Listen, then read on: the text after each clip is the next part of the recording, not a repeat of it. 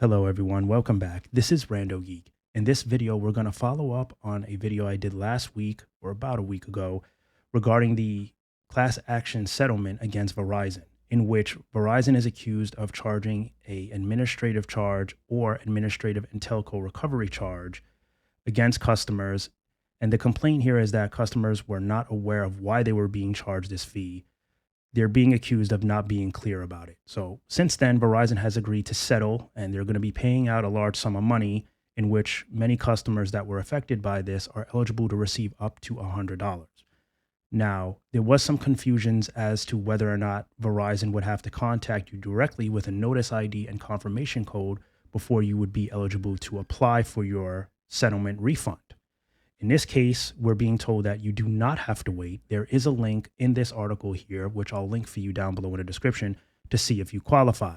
All you'll need to do is put in your account number and I believe your last name, so your Verizon account number and last name, to see if you're eligible, because who knows if Verizon will even contact you. You might be eligible. There could be a discrepancy in their back office where certain customers are just never notified.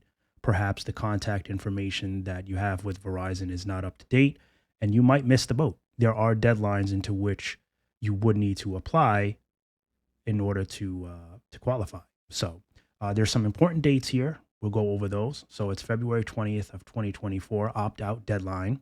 February 26th of 2024, objection deadline. March 22 of 2024, fairness hearing.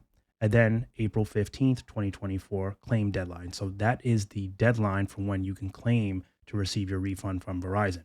So for those of you that have not seen my previous video, we're going to just go over what the actual claim was about. So Verizon customers claimed in a class action lawsuit that Verizon has charged its postpaid individual consumer wireless service account holders a monthly administrative charge and or administrative and telco recovery charge, collectively administrative charge, that was unfair and not adequately disclosed.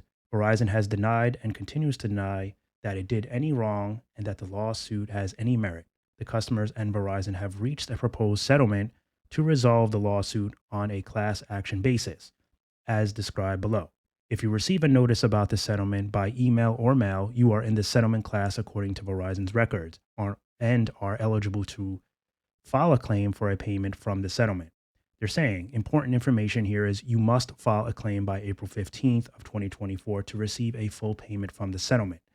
Again, there is a link here which we'll click on so you can see what it looks like. If you did get a notice ID or confirmation code from Verizon, you can go ahead and plug that in. Otherwise, your Verizon account number and last name should be enough to tell you whether or not you're on a list and whether or not you qualify. All right. So now they're saying your legal rights and options. You can file a claim by April 15th of 2024 to receive a payment. There are facts here in which you should read just to make sure that everything is legit. You can do nothing, receive no payment, and give up the right to sue Verizon about the issues in this lawsuit. Maybe you're just fed up with Verizon and want to leave altogether, so you don't want anything from them. You're just going to go your own separate way and let bygones be bygones. You can opt out, receive no payment from the settlement, and retain any right you may have to sue Verizon about the issues in the lawsuit. To opt out, you must mail a signed request for exclusion by February 20th of 2024, containing all the information listed in FAQ 11. So you can click on that link there for further details. Now, lastly, you can either object or comment on the settlement. So you can do this by February 26th of 2024. There's FAQ 12 for further details. If you object or comment, you can still file a claim and receive a payment. So there you go. Just wanted to give you guys the update because there may be many customers that are not being notified by Verizon. Like I said, there could be discrepancies in the back office. Your contact information with Verizon may not be up to date. Maybe it's going into your spam box and you're not noticing it. Maybe you were at an old address if they're trying to actually mail you a physical letter. So if you qualify, you should certainly take advantage of it. You are eligible. You are a victim here. It's time for these wireless carriers to, be more clear with their charges. There's no reason for them to sneak around. Be very clear. Let your customer know what they're being charged. And if they're cool with it, then they're cool with it. But no reason to be greasy about it and try to hide it and sneak it in there.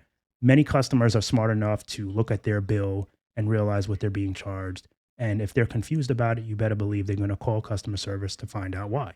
So in this case, hopefully Verizon has learned its lesson, and hopefully all the other wireless carriers will take note of this. Be clear.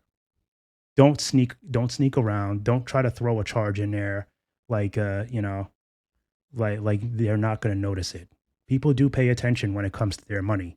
So anyway, like I said, this link will be down below if you guys want to review it on your own and or get to that link to see if you qualify.